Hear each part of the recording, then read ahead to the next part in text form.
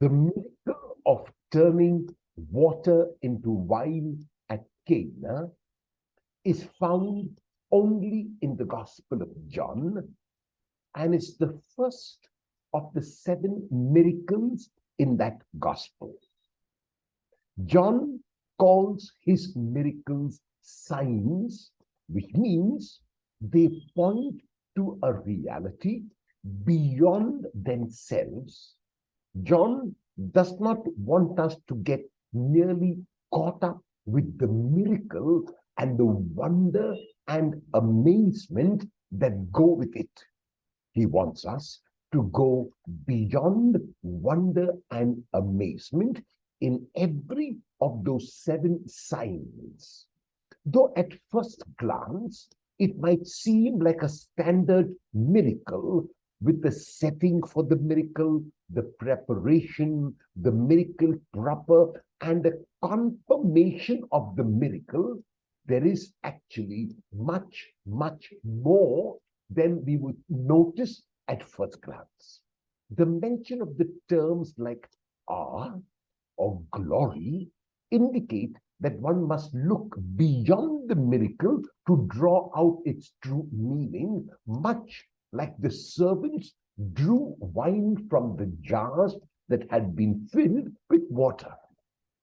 In order to do this, we must first become aware of the fact that by placing this miracle at the beginning of the ministry of Jesus, and as the first sign that Jesus gives, John wants to communicate the abundance that is available in Jesus. The stone jars stand for abundance.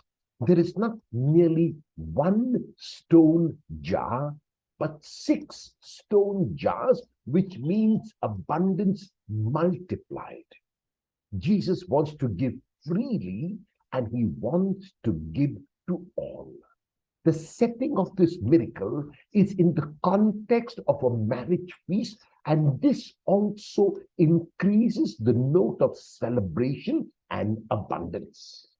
The mother of Jesus, Mary, is never referred to by name in the Gospel of John, and Jesus addresses his mother twice in the Gospel, and both times as woman. The mother of Jesus, therefore, draws Jesus' attention to the wine. She makes no explicit request. She does not say to him that he must work a miracle.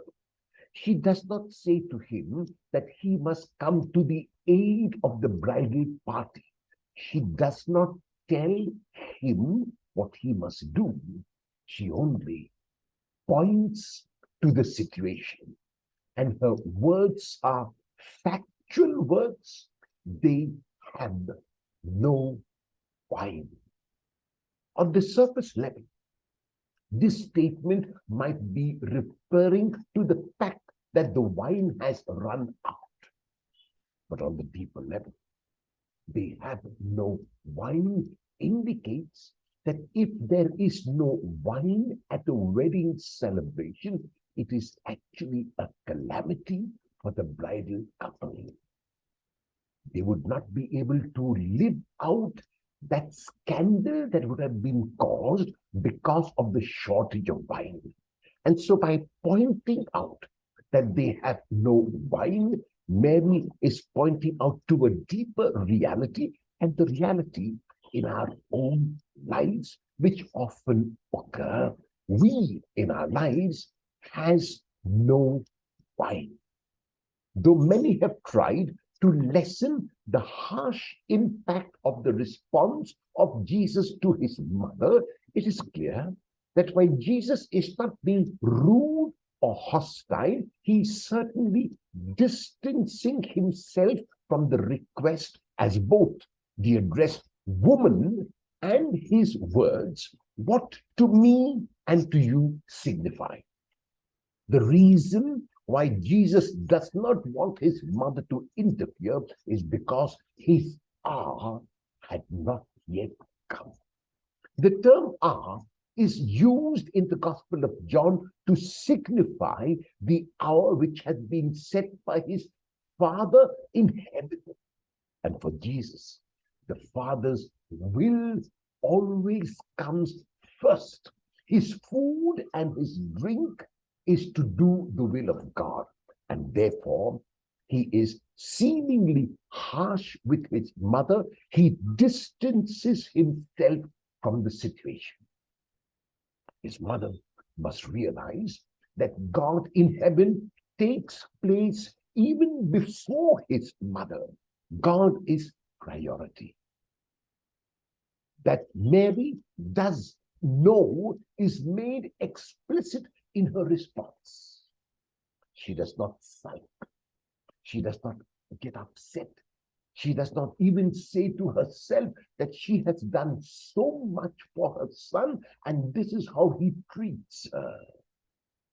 She responds not so much to her son, she responds to the reality of the situation by responding to the servants, and her words to the servants are wonderful words which she keeps saying to us.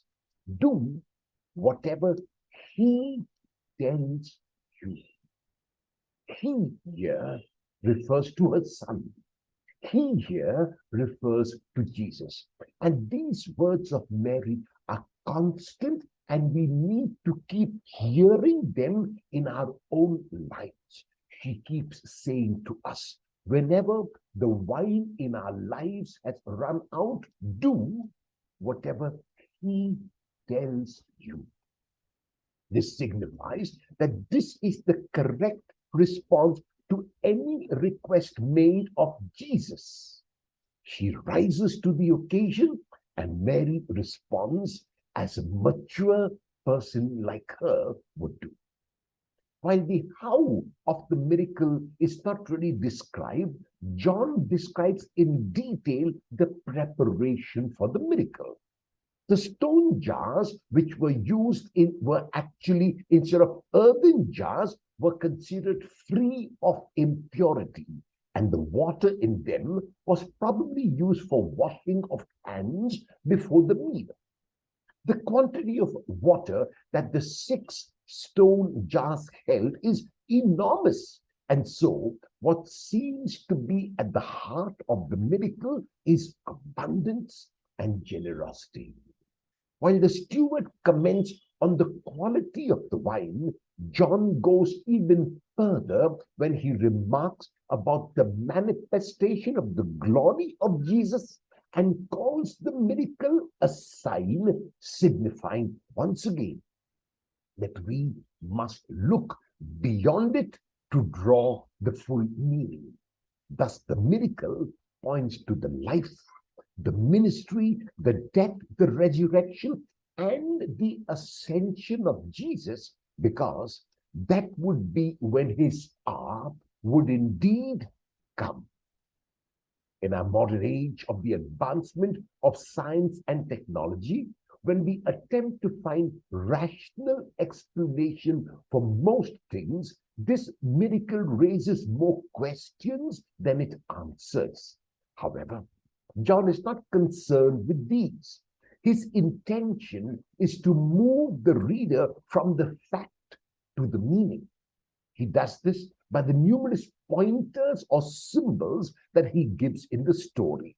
These are the narration of the first miracle in the context of a wedding feast, the reference to Jesus' hour, the manifestation of the glory of Jesus, and the use of the word sign. If one reads these in the context of the whole gospel, then one will realize that our well-defined categories are altered. The limits that we set on God can and cannot do need revision, because the miracle speaks of the revelation of God and the superabundance of gift that the Lord's presence brings. The reaction of Mary in this miracle is also significant and must be commented on. Though Jesus seems to distance himself from her request. She does not react negatively. As a matter of fact, she allows Jesus his space, and she does not impose but leaves him free to act as he sees fit. She respects his authority and will not interfere in when she is asked not to. This is evident in her comment to the servants, a comment which she continues to make today. She knows her place in the scheme of God's plan and will stick to that place. She will not exceed her authority. She knows where it ends.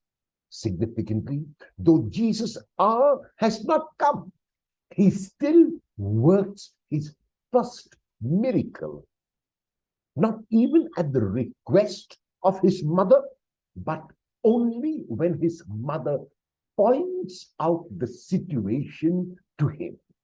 He knows that Mary will support him on his way to that time when his hour would come. When your prayers are unanswered, how do you respond? Have you set limits to what God can do and what God cannot do?